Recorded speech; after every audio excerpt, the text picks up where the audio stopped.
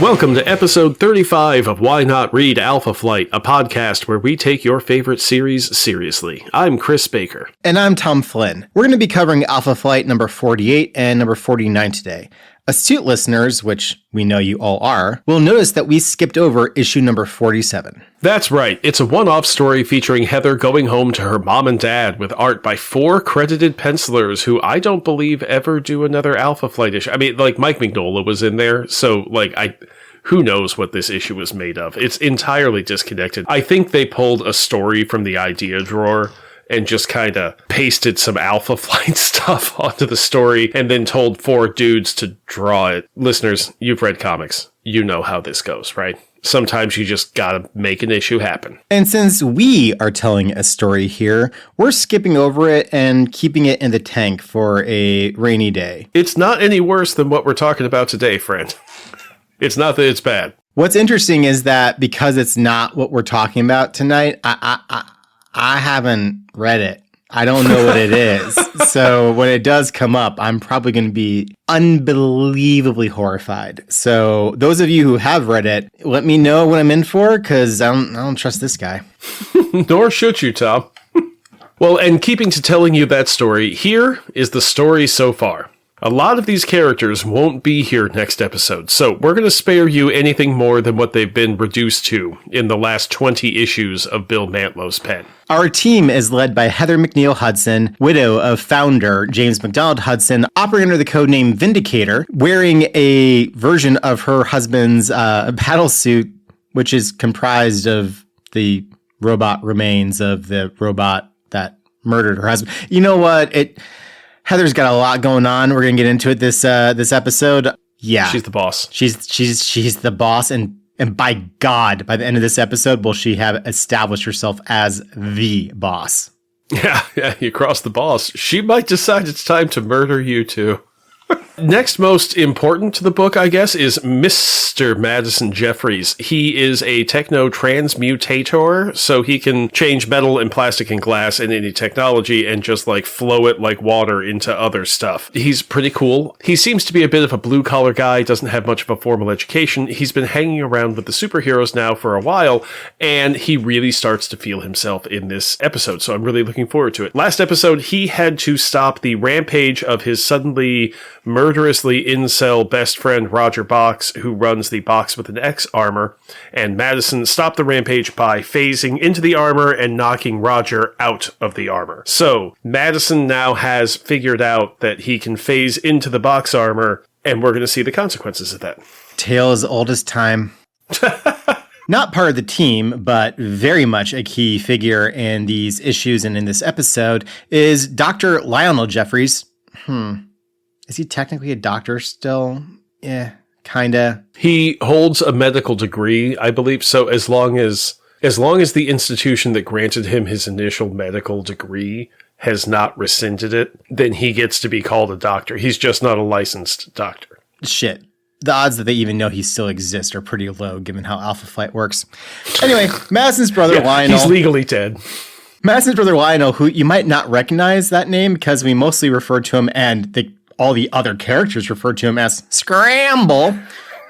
Any excuse to use the Scramble voice. Is, like his brother, a mutant, though in Lionel's case, he has the ability to make flesh melt and move however he deems fit. We're going to be kind of putting a bit of a button on old Scramble Lionel in this episode. Another minor villain is the aforementioned Roger Bochs, who had a romance with Aurora. She was pretty mean about it. As soon as there were other options, she dumped him. Roger went all angry and tried to squash everybody. You know, that old chestnut. I'm sorry, did we already use that gag? Oh God, no. But I like to think of their relationship as what we saw in the annual, because that was a budding romance, and it was so sweet. It was very sweet. It was so un-Mantlo. It felt like possibility and the ability for someone like Aurora to be in love or interested in, at the very least, in someone like Roger Bochs, and it was doing so many things that Byrne was doing with Puck. With it just, it did. Are we sure Mantlo wrote that? It's so different than like his wife wrote it or something. And he was just like, couldn't turn something in, you know? Who knows? Stranger things have happened. Speaking of, we also have Aurora in this episode, and not gonna lie, y'all, that's kind of the long and short of Aurora in this episode. Yeah, she's here. Yeah, she's around. She's definitely North around. Star's here too. He's got a cough. That's about what we got going on. Puck is here. He does not like himself, but he does like Heather very much. We also have little Kara Kilgrave, 13 years old, who really should not be present for any of these events, and yet here she is. Damn. It's a good thing she's got access to the top men at Department H Psychiatry, because she's going to need some talking. She's going to need to work some things out. We have the newest character, Dr. Whitman Knapp, who is a surgical intern working underneath Lionel to earn his actual, like, medical license, presumably. I don't understand how the Canadian medical licensing system works, and apparently neither do Bill Mantlo or John Byrne. Anyway, the important part is he's got to be 25. Just keep that in mind. Little Kara Kilgrave, 13 years old. Dr. Whitman Knapp, surgical intern, Turk from the first season of Scrubs. Actually, I think the second season at this point in time. You keep talking, you keep making it worse. You've read it, you know. Don't you play. And last but not least, founding Alphen Sasquatch has been returned to the team, but not in the way that he left, because Walter Langkowski is now Wanda Langkowski, who is a very tall, white-haired woman and a white Sasquatch. What that is all going on, we're still figuring it out. So that's for after the big issue 50, but we'll get there. This brings us to our toes up list of dearly departed Alphans. Oh, you said Alphans. Well, I'm also like, I'm not going to include everyone that's been killed, because for the love of God, that's a long list. There's a lot of people. There's a lot of dead people. But the people that we consider the Alpha family, we have team founder, the aforementioned James McDonald Hudson, as well as founding Alphen Snowbird, aka Narya, aka Ann Mackenzie, and her stalwart husband and lover, the Doug Thompson, and their unnamed blonde baby boy Thompson. We won't be listing Doug and the baby every time. It's just too much. We'll just say Snowbird and her whole goddamn family. Yes, Tom, that is absolutely in the spirit. You know what? Why not? Let's do that. That brings us to what we're all here for. Alpha Flight number 48, cover date July 1987, titled Madness. But there's no exclamation point. So can it really be mad, Tom, without an exclamation point? I like how deadpan you delivered that. It gets a point. You know what? You didn't even have to say there was no exclamation point. Your voice said there's no exclamation point here. What kind of madness is this, really? Is this like Chuck E. Cheese madness, or is this Chuck E. Cheese madness? You know what I mean? Every Chuck E. Cheese I've ever been to has burned down. That's what I'm talking about. Script by Bill Mantlo, pencils by Terry Shoemaker, inks by Steve Lealoha and Hilary Barta, letters by Ken Brusnak, colors by Glynis Oliver, editors Carl Potts and James Shooter as editor-in-chief. Not Jim, not Jimmy, James. Never seen him credited this way before. Chris, I didn't really pay attention to this when I read the issue. What is with the wholesale turnover of the team from one? What is happening here? Was there about the flu? Like what is this? I don't know. I don't know that anybody has recorded that level of back office chatter about the Alpha Flight creation process. You know what I mean? Like the X-Men, they have a lot of stuff that people want to talk about and write down and archive. I don't think anybody cared that much about it. Well, it's just interesting to me because you referenced the fact that number 47 is done by multiple people. There is chaos in the bullpen here, clearly. And 48 is wildly different. But then 49, we get back to kind of the more normal, as much as it goes, team for Alpha Flight. So it's just a very weird 2-month period, it feels like, in the creation process. You know what? We're going to call this the first of many Mantlo threads this episode. This is Terry Shoemaker's one and only issue of Alpha Flight. The name seemed familiar to me, so I looked up what he's done. And look, I'm 44. If you're around my age, you've read a bunch of books he drew, but he's not a name that I connect with any one book or run. He's one of the guys, you know? The cover is by Kevin Nolan, who, kind of like Terry Shoemaker, he's a journeyman comics guy during this era of Marvel, all over the place, doing anything that needs doing. And apparently this issue, they needed a cover and, a book. And wouldn't you know it, Kevin and Terry need to eat. So it's a match made in heaven. The cover itself is a good team shot of our now slimmed down group of Vindicator, Northstar, Aurora, Puck, and the Purple Girl, and White Sasquatch, and a robot we've never seen before. Cover text screams, "On the attack!" inside of an exclamation point that looks like the original image icon, but like much wider and, obviously better. But they don't attack anyone here. They're attacked. Am I feeling lied to by the text on a comic book cover? I don't know what I expected.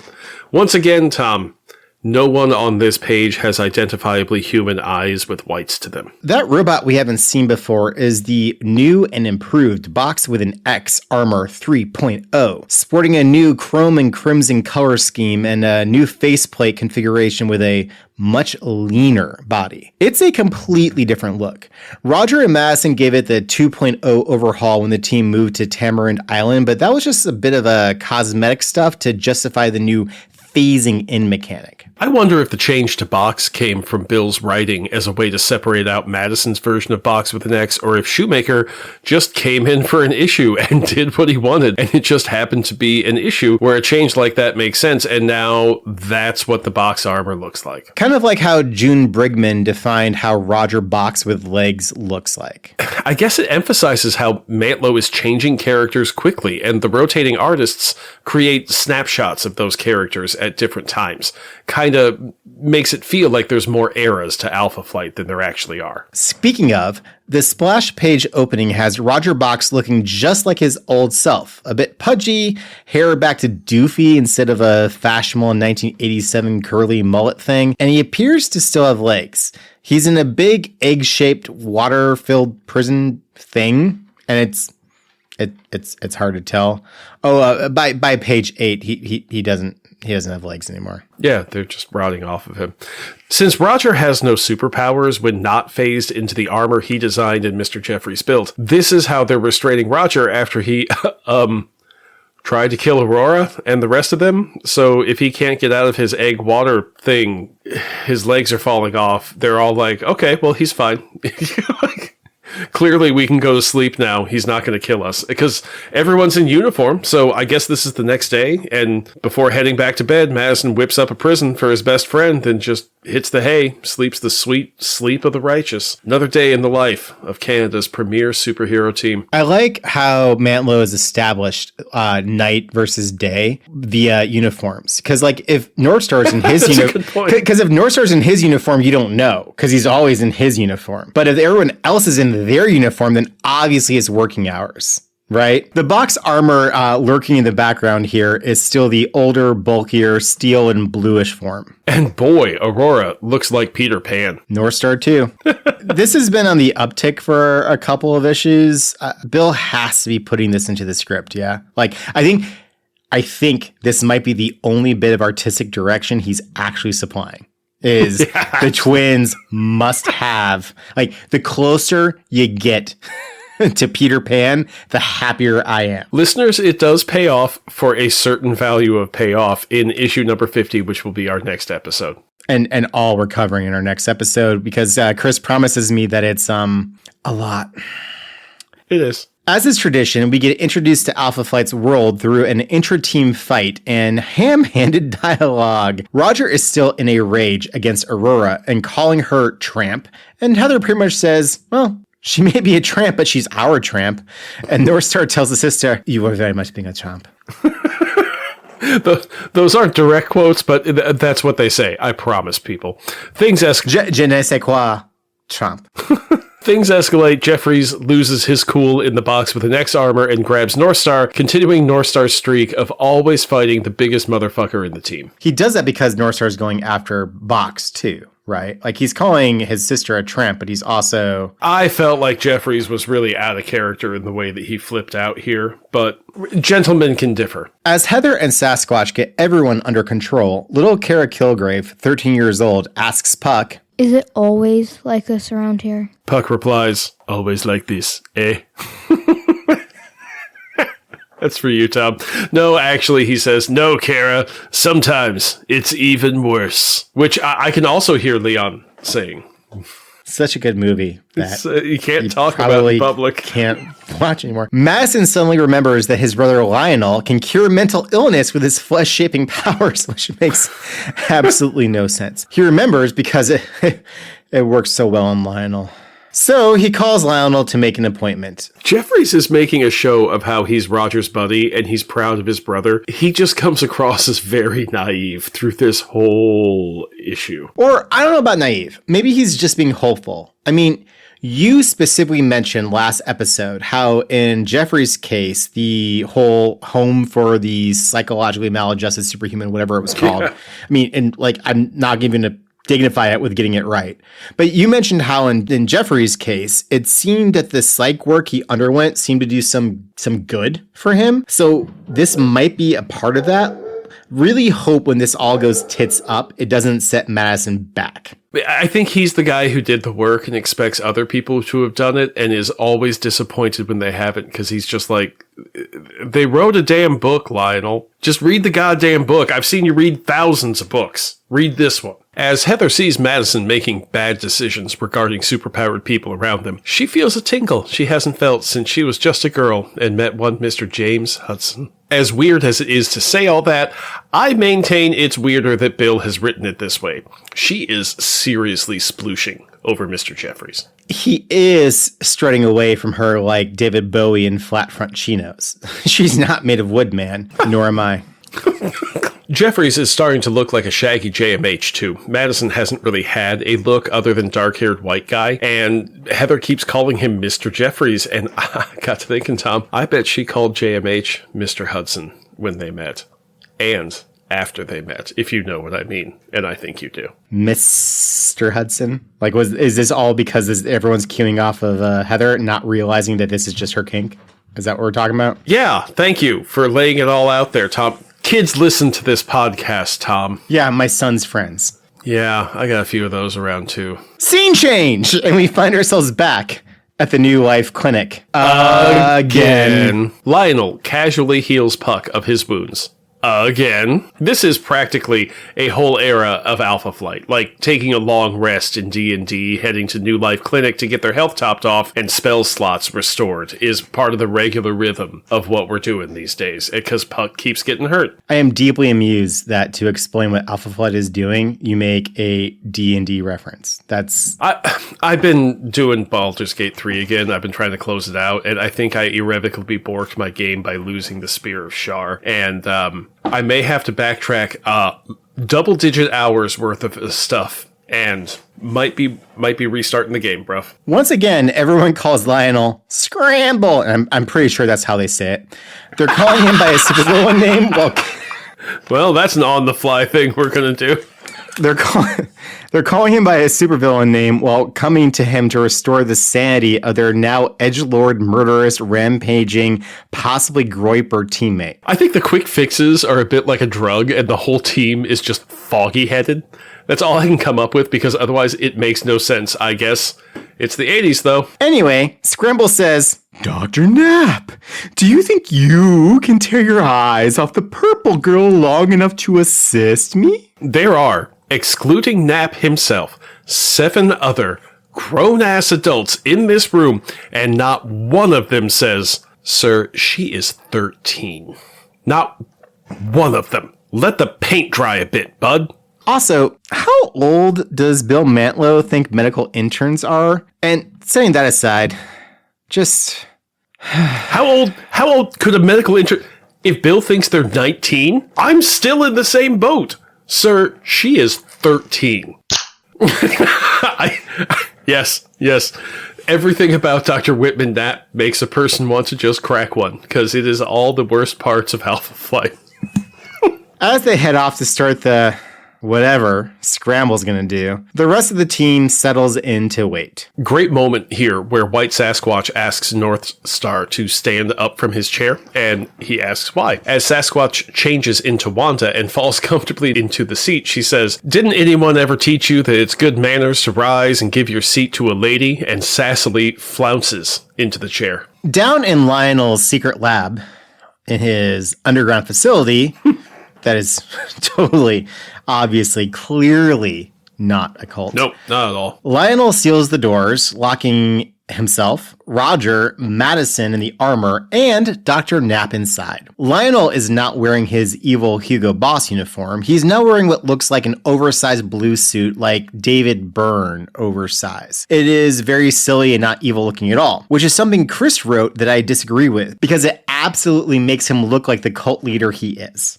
He's wearing something that looks like a cross between a wizard robe and the leader of a gospel choir. And having been in gospel choir, I have to tell you, he's got the vibes. He's got the vibes. He could lead a revival. That's all I'm saying. Madison pops out of the box with an X armor to have some quality bro time. They start by reminiscing about old failures, and then Lionel moves on to telling Madison that he, Lionel, has been harvesting body parts from people he killed and using them to heal his patients. Madison is kind of chill about the whole thing. He is. He's just like, what? Yeah, there isn't a hard, backup. Can you say that? Sorry. No, that's terrible, Lionel. It's just, no. What? Buddy, I never told you this. That's on me. When you phase out the armor, your senses are a little off. And so there's sometimes some auditory hallucinations. I don't know. It's just weird stuff, right? Like weird stuff happens when you phase in and out of a, massive robot. But I guys could have sworn. Box's legs weren't his legs. I used them from another person. Could have sworn I heard you say something really out of pocket about dead bodies and how you've been using them. And also how you acquired said dead bodies. Can we do that again? Just run it back a bit. 30 seconds.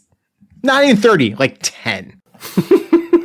So anyway, yeah, Mr. Jeffries rolls a little oddly with that one. Which tells us that, Scramble is back. Yeah, he's back in the saddle again. I mean, according to him, he never actually got out of the saddle. He just figured out how to, pass as if he were sane, like how to ride properly if we want to torture the shit out of that metaphor. Well, and also Roger Bochs figured out how to pass as sane. Dare I say we have uncovered a vein of connective tissue here of Bill Mantlo thinking about crazy people, because once you're crazy, you have to fake it. Unless you're Madison Jeffries, because he's just the coolest. Lionel is trying to make what he calls superior beings from his stockpile of parts. I can't believe you wrote that. And patience, and decided to just tell Madison this instead of continuing to get away with it like he has been doing for a bit. Yeah, he's had a pretty good thing going here. What I guess is that with Bochs going nuts and his legs dissolving and whatnot, he thinks that Bochs is going to be a problem. So then all Lionel has to do is just try to fix his brain and turn his brain into a lump and be like, oops, couldn't do it. What a shame. Where are those burial bots, brother? I feel like Scotty Evil right now telling Scramble, dude, just kill Bochs. That's all you got to do. Just touch him and turn his brain into bacon. And it's over. And you don't have to tell your brother, what are you doing here? Well, we quickly find out why he tells his brother. Scramble quickly scrambles Madison's body to remove his hands and mouth, and it's pretty horrific. Although, I will simply say, the mouth bit is not remotely clear in the art. Yeah. Until Scramble points it out himself, which is what it is. I have my issues with the art in this issue. Then turns and does even worse things to Dr. Knapp. I mean, I guess. The art's really not clear. It just sort of looks like his head almost explodes out the back. It's odd, but he's still alive. Meanwhile, Scramble says something about Knapp having a latent power within him. We'll get there. It is seriously gross, and I'm not even sure how to describe it. So, good job, Terry Shoemaker. This is just top-notch body horror. I really wish we still had Mignola for this, because it would be... Yeah, I know. He was just too early. A man too early. Scramble turns to Roger Bochs in his floaty tank, who couldn't see any of what happened and has to have warmed the water by a few degrees, if you know what I mean, and says... And now, Mr. Bochs, it is your turn. You're going to turn me into one of your so-called superior beings? That is my design. I like to think that the TV show got it from this episode. Will you give me the power to revenge myself on Alpha Flight? Revenge? A short-sighted goal. I propose something infinitely more interesting. a merger, so to speak, of your power and mine. Geez, guy, buy me a drink before you propose a merger. That's not what he says. I don't understand. Yeah, you and me both, Roger. What powers does Roger bring to this Carry on, Tom. Yours is the inventive genius that devised the Bochs robot, a mind capable of dreaming 1001 mechanical marvels. Mine is the power to reorder organic material into an infinity of forms. Together, we can create an invincible being capable of sweeping humanity, or even superhumanity, before it. An Alpha Flight will either join us or die? The choice is theirs. You're nutty as a fruitcake, Scramble, but I'm with you. So be it. Prepare yourself then for a laying on of hands. But without an exclamation point, which is weird because it looks like we're seeing Lionel's O face while he's saying it. I mean, it doesn't. You know, I was thinking while you were talking that it sounded like his O voice. And it really changes the whole dynamic to the helpless Roger Bochs who's bound in front of him. I'm sure there's Rule 34 about this too. And I'm sure somebody will write in and tell us about it. And they'll send the link. And I'll click the link because I got to take the link, Tom. And then I always regret taking the link to the Rule 34 Alpha Flight stuff that people send me. All I'm going to say is Jim Novak would have put an exclamation point in there. Meanwhile, back in the lounge, Wanda asks the team, anyone for Parcheesi? And Tom, I like Wanda. We haven't seen a lot yet, and she's clearly walled in a sniper's body. What do you mean by a sniper's body? A sniper is a person in hockey who scores a goal, like a sniper shoots his shot, and a sniper is referred to as a hot girl can be a sniper. Who's Billet Bros, the fucking sniper, boys? See, buddy, I assumed you just mistyped and it was supposed to be a stripper's body, but that's just weird. I mean, maybe, I don't know. I don't know much about the stripper world of 1987, but I do know a guy, so let me check. So she's clearly Walt in a sniper's body, but I can already see a change in how Walt is interacting with people. He hasn't been mean or thoughtless with anyone yet. I don't think we've seen any interior thought bubbles from Wanda yet, so we aren't seeing her interior at all, but I think there's a change happening. Actually, we saw one at the start of the issue when Northstar called out Aurora for her treatment of Bochs, and Wanda thinks on how that never would have happened back in the first couple dozen issues. Actually references the issue numbers and everything. It's wild. Like Wanda's saying back in number 10 when this happened, this Byrne didn't write it like this. What's going on? And that doesn't happen. No. But be cooler if it did. Maybe death has humbled I don't know, everyone's bet orange after all. I doubt it, but, jury's out. I think you're going to be impressed. Northstar slips away to go interrupt Scramble to ask for a cure for his cough. I'm really proud of that one. That was good. But that's not the voice you use for Scramble. It's just how we say Scramble now. Yeah, I know, right?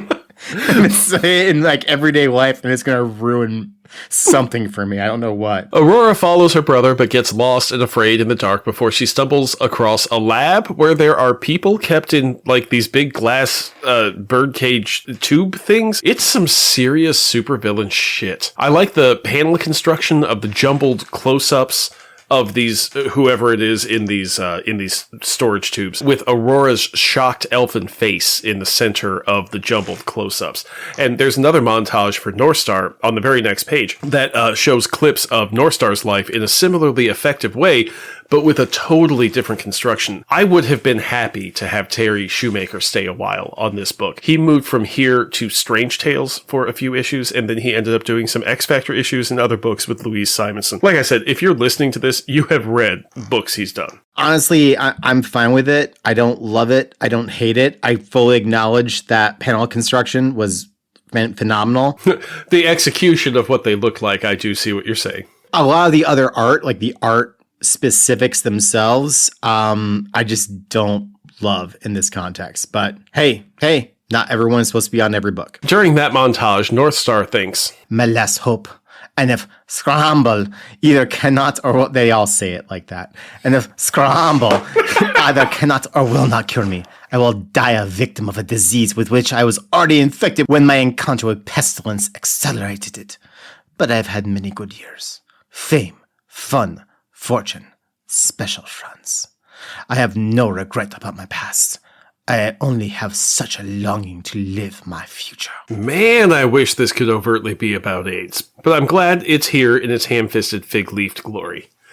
Damn, comics teaching kids quote-unquote empathy ideology through superheroes in a way that can't be easily undone by fascist propaganda. The door to the lab explodes outwards, and Northstar glimpses whatever Lionel and Roger have become and speeds off. From their merger.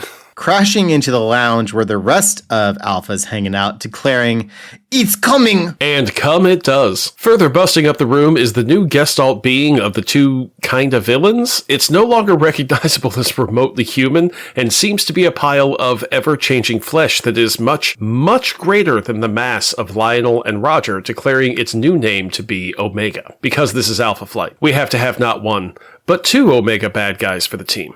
Come on, Bill. Spice it up a bit. Kai, or X to the uncultured, is totally booked up over in the mutant books, but there's a whole other alphabet out there, buddy. We get almost an entire page of Heather rationalizing how to not blame Bochs before deciding that, nope, it's time to murder Alphen again. She is real quick to get straight to killing. Straight to killing. Nope, there I go. Killing again. You know, honestly, it's kind of refreshing. No, take him down, Alpha Flight. Euphemism. She literally yells, "Kill if you must." Bill even narrates on that in narrator boxes, and like it's kind of cool. I'm not gonna lie, it actually kind of pissed me off. Well, this is our one interesting page for the issue, I guess. Like, this is the one where I'm like, oh, Bill is commenting on the forum and actually, like, doing something that subverts expectations in a narratively satisfying way, because Heather is trying to be decisive. And she's not wrong that in many of her situations, the right decision is to kill the team member that needs to be killed, because some people just need killing, and that's what Heather's there for. Otherwise, if she lets them go, they'll just come back for revenge on Alpha Flight, because that's half the villains who have been coming after them. So, yeah, she's perfectly rational. I guess my issue with Mantlo's inserted narration about how superheroes, are held to this standard and on and on and on, is that, like, he's not getting part of the point, which is the reason superheroes are often held to this no-kill standard isn't just because of the comics code, isn't because of all the other things. It's because they're incredibly powerful beings for whom killing would be very easy. A complete takeover by superheroes is one of the easiest stories to write, right? That's part of why you create roadblocks for them. That's part of why you hold them to a different standard. And Mantlo is not engaging with that. Yes, in this situation, the threat posed is like particularly grave. If this gets out of this room, like the world's kind of potentially fucked. Yeah, but that's your standard superhero stuff. Right. So like, okay, so we work around that. We figure our way through, et cetera, et cetera. And Mantlo is just sort of like, that seems like too much writing. Well, they say that writing a good Superman story means giving him a problem that he can't punch. Mantlo is only giving them problems they can kill. Yes. Oh, absolutely. Like pestilence.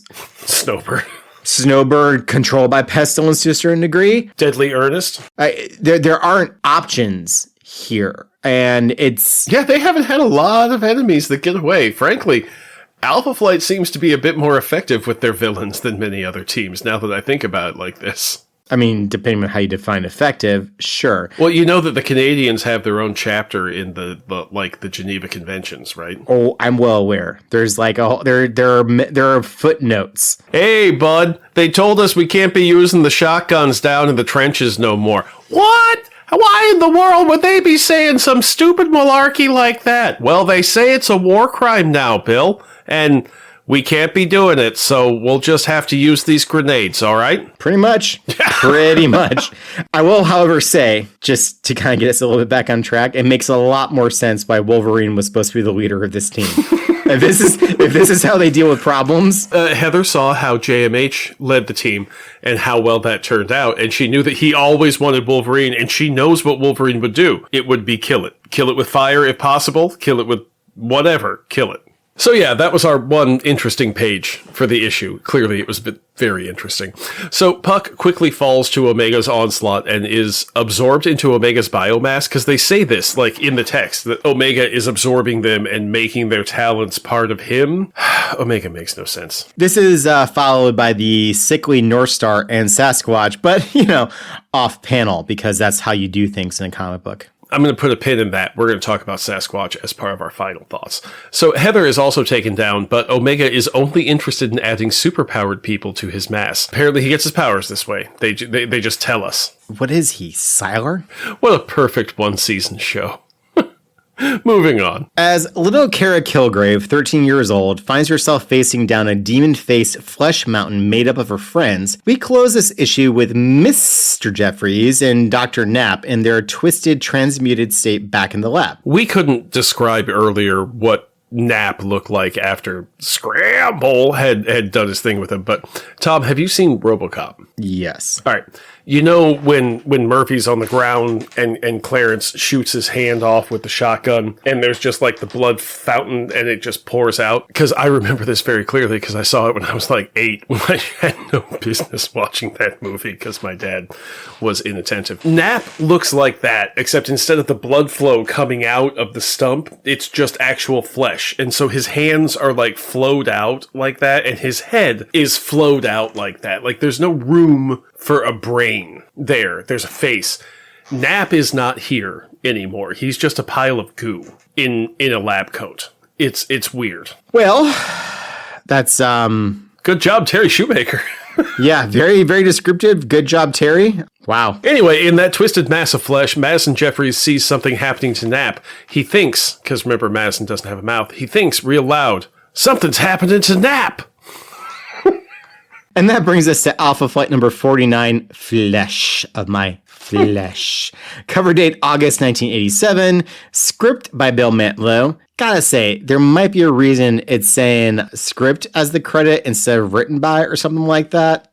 I don't know. Just putting something out in the universe. Pencils by June Brigman. Inks by Wills Portacio. Letters by Janice Chung. Colors by Bob Sharon. Editor is Carl Potts. And Jim Shooter is the editor-in-chief. You know, we really ought to have done some gag with Shooter McGavin from Happy Gilmore with Jim Shooter. When you're right, you're right. On the cover, we have Omega, or should be Omega, who now looks like a giant orange monster that looks like it's wearing a human face, kind of like a mask holding, like whatever. It's a look. It's holding Heather, Kara, and Puck in its hand and tentacles. Ew. Tentacles. Nope. Again, these big status changes to characters happen in a single issue, and the art is really jarring to determine who looks like what these days, because the Omega from one issue to the next is from one panel to the next, he changes. Which also, I mean, like, granted, it can change however it wants to. However, its composition as like a fleshly being, a fleshly being really alters from one issue to the next. Fine. We're about to be done with Omega. We don't need to belabor this. Well, there's something about this look to Omega that reminds me of Cameron Hodge. And I'm betting you haven't read you have? All right. Listeners, Cameron Hodge is a techno-organic creature, but he always has like a human face. And the human face... Are you actually telling people that listen to an Alpha Flight podcast what Cameron Hodge looks like? I'm trying to treat every episode like somebody's first episode. Who am I kidding? All right, fine. You're right, Tom. Y'all know Cameron Hodge.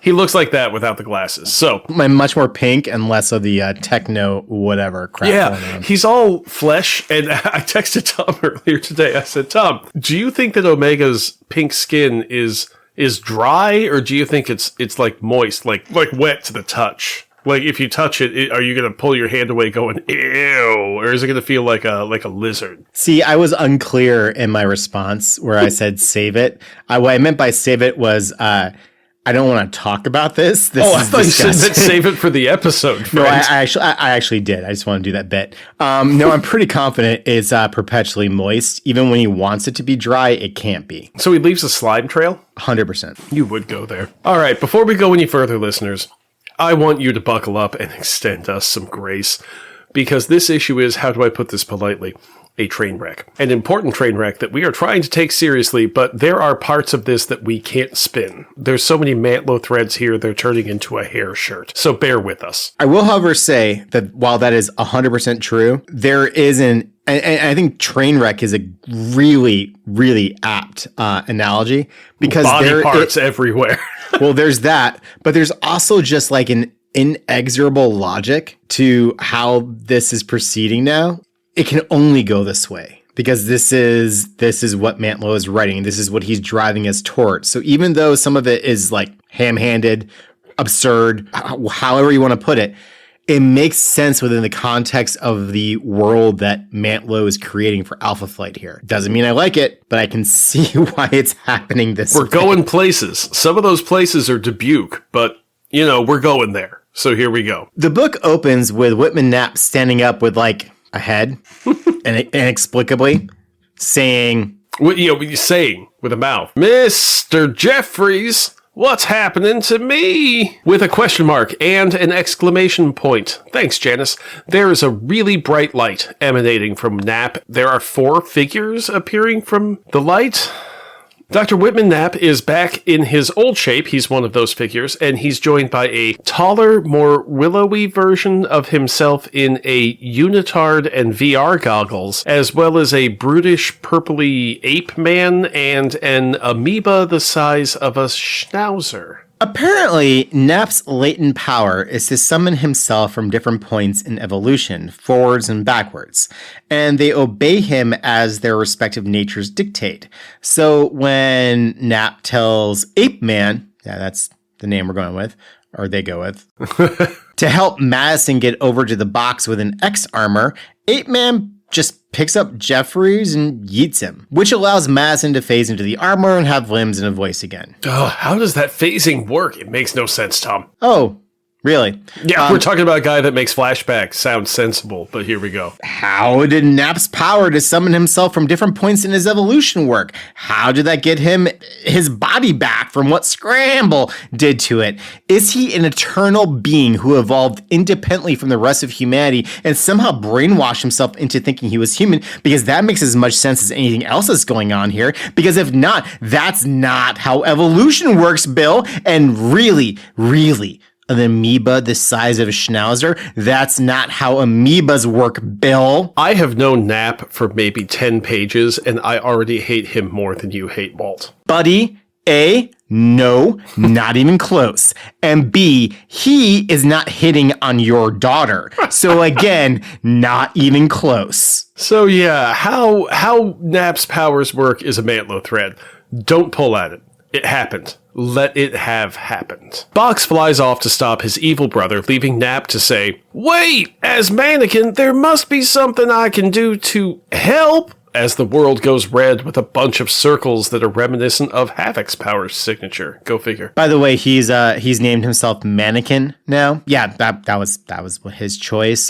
Just now, he went through this whole traumatic experience of losing his like head and hands and self, and now he's got powers and evolutionary points of himself, and he's named himself Mannequin. So he's moved on from creeping on a barely teenage girl to having a power that makes Doug Ramsey look useful. Hey, at least that Doug was smart compared to our Doug, okay? Also, this is Mannequin spelled Manikin, which refers to an anatomical, medical, or artistic model, while the one with all the Q's refers to a fashion model. Yeah, English is absolutely the language of supervillains. Back in wherever we are, in some giant underground faceless facility, Alpha Flight is fighting Omega, despite us being told they were added to his mass last issue. And Kara asking, "What do we do, Vindicator? Half of him is an elephant." Despite Heather having told everyone it was murder o'clock last issue. It all comes down to Heather telling Kara to try to solo the villain. Again.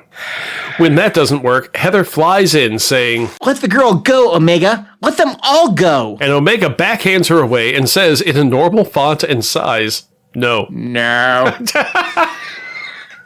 You make it sound like a goat. And he keeps the team subdued, but he isn't absorbing them like he did Bochs. And what the fuck is Bochs bringing to this Omega thing? Roger was an engineer, yes, but he wasn't a doctor. Lionel didn't need him for this Cronenberg spree, other than Bill needed a place to dispose of Roger's body. Fair. However, Scramble clearly stated that Bochs' genius is what he wants. Someone who can come up with a 1,001 ways to kill, destroy, whatever. Which is kind of an interesting point about what Bochs is and how dangerous he actually is. Yeah, he needed Jeffries' power to phase into the armor, but he built a version of it already that, beat Guardian almost to death. So just pointing out, Bochs, there's a reason Bochs is dangerous. You are granting him more grace than I am inclined to give. Bochs and Mannequin arrive to the fight. Ape-Man starts bashing on Omega to release Sasquatch, while Knapp says to his future self, "Highbrow, Omega's absorbing the purple girl." And Highbrow says, "Save her. The fact that something in your genes has chosen to give you help does not mean that you yourself are helpless." Knapp says, I'm not, and bashes on Omega's silly putty mask to free little Kara Kilgrave, 13 years old, saying, "By the way, Dr. Jeffries, I quit." Bochs says, "You done your good deed, Mannequin, and I can see you're claiming your reward." Knapp says, "I'm giving her mouth-to-mouth resuscitation." Well, if that's your story, stick to it, while I stick it to Scramble. And the script here just says we rage quit, listeners. I may or may not come back to this recording. Madison is a grown-ass adult watching a grown-ass adult apparently take liberties with the 13-year-old girl that has been placed in that grown-ass adult's capacity as her in loco parentis here. I don't know how we come back from this, Tom, but it gets worse. You have this remarkable ability to keep telling me how much worse things are going to get with this podcast. We've decided to... Always like this. Always. Man, this is... I can't imagine that was especially comfortable in the mid-'80s. Like, I hope it wasn't. Like, that's just... It's just weird, man. It's weird and it's creepy and it's like it's what you think of the worst people that you're around in high school. Like man, that's really messed up. And Bill Mantlo fucking wrote that, thinking it was funny in some way. If he had just ate lunch with some of the other writers from the bullpen, and they say, "So Bill, what are you up to?" And he's like, "Oh yeah, I'm having a 25-year-old shove his tongue down a 13-year-old's mouth." And the rest of the crew is just like, "Bill, don't do that." That's it. Don't do that. He needed a picture of like Jack Kirby punching someone in the face just to remind, like above his desk at all times, to remind him to be better. Just be better. Jesus. The mouth to mouth makes sense. Like she was being suffocated. I get it. But like what's frustrating about this is that it's Mr. Jeffries who's making light of the situation. Yes. And Knapp is probably justifiably on some level being like, I'm giving her mouth to mouth because she ain't breathing. And Jeffries is like, I was like, no, you're about to murder your brother. Like none of this works. None of this works. Where were we?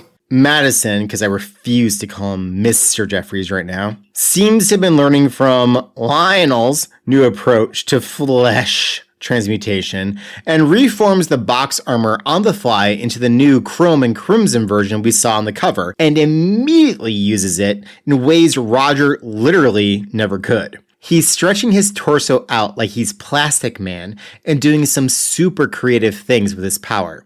Things that catch the eye of Heather, who thinks, Mr. Jeffries, Bochs is amazing. Sploosh. Roger tries to assert some control from inside the mass of Omega, saying that both Scramble and he are insane and need help. So Lionel melts away the part of Roger's brain that doesn't involve knowing stuff to shut him up. Madison yells, Foxy, my brother's lobotomized my best friend. Blast you, Lionel. Yeah, I will blast you. I can do that now. I can do anything. As he morphs his arm into some kind of energy cannon and blasts Omega so hard, he gets smaller and looks dead. Which he isn't, as he resorts to speechifying to buy time.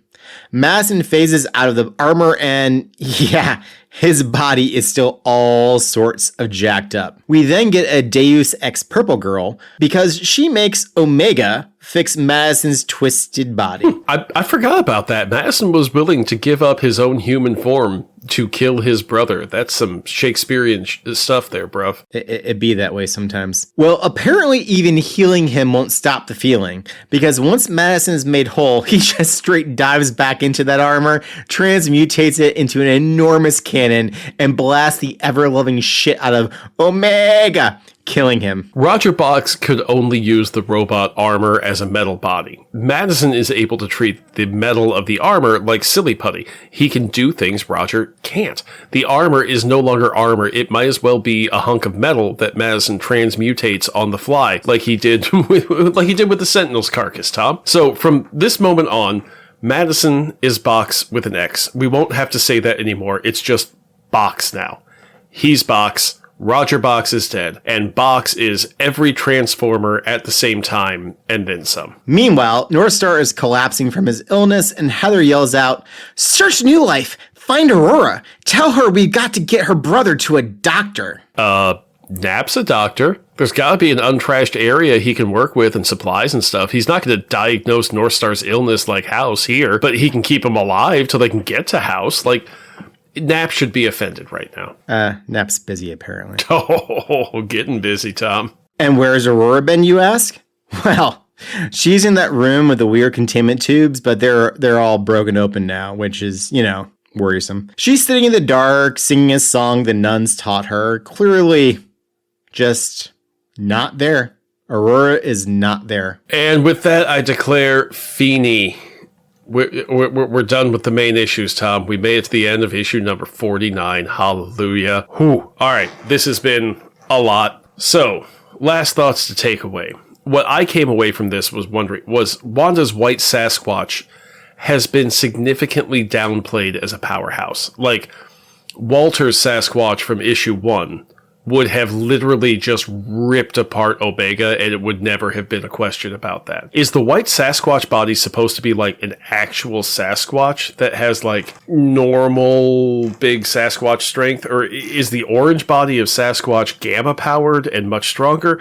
Or do all the Sasquatches have great beast strength? And is the great beast strength more or less than gamma strength? Well, I would maintain that Walter Langkowski did not actually achieve anything especially gamma-related as it pertained to his ability to turn into Orange Sasquatch. He was just, creating that bridge with Tanarak.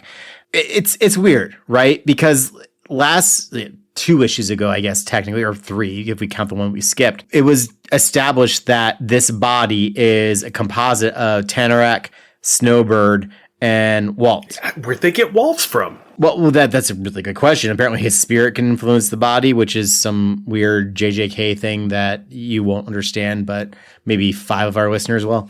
I don't think there's any real rhyme or reason to it, man. I just think that Mantlo hasn't cleared the board sufficiently for his new Wanda Sasquatch to step to the fore. Yeah. We'll see how this develops. I'm looking forward to seeing more. But yeah, the Sasquatch has definitely been a bit the opposite of power creep, I guess. I will also just want to throw in real quick that, I kind of like Wanda. Thank you. Me too. I'm interested to see where Wanda goes. Not so much Knapp. I want to see him go to hell. Revenge might have to become the 5th theme of Alpha Flight, possibly revenge against Alpha Flight. It just keeps coming up, Tom, doesn't it? That's a few too many themes, I guess. No. I was going to say we could probably drop a couple. No, they're all still there. I think we have too many themes.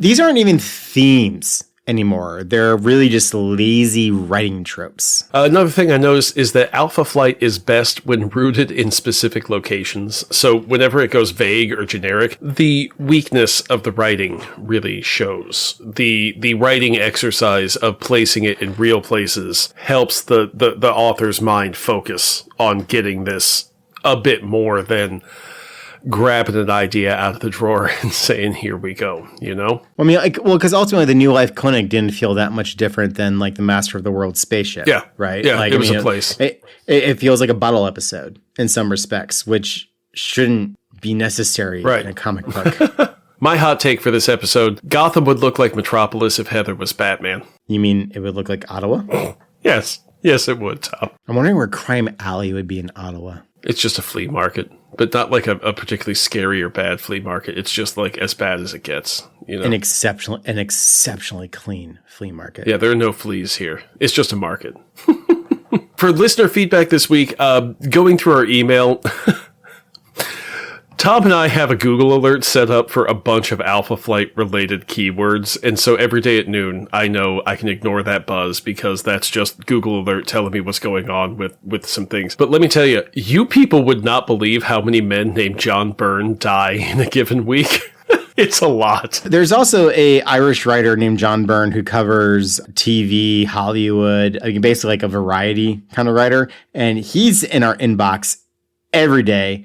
Man, John Byrne, you work hard, my buddy. I really hope you're getting paid by the word, because wow. Also on the topic of reader feedback, I just wanted to dig into one little bit from the letters pages in the back of issue 49, where Albert Schlakowitz from Lyndhurst, New Jersey submitted, Dear Alpha Flight, I just finished reading Alpha Flight number 48, and I must say that this issue is much better than a few of the previous ones. He's specifically talking about number 47. One major improvement was the artwork. I can't tell you how much it bothers me to see 3 pencilers doing one issue because it just shows me that the book was late and you really didn't put that much care into it.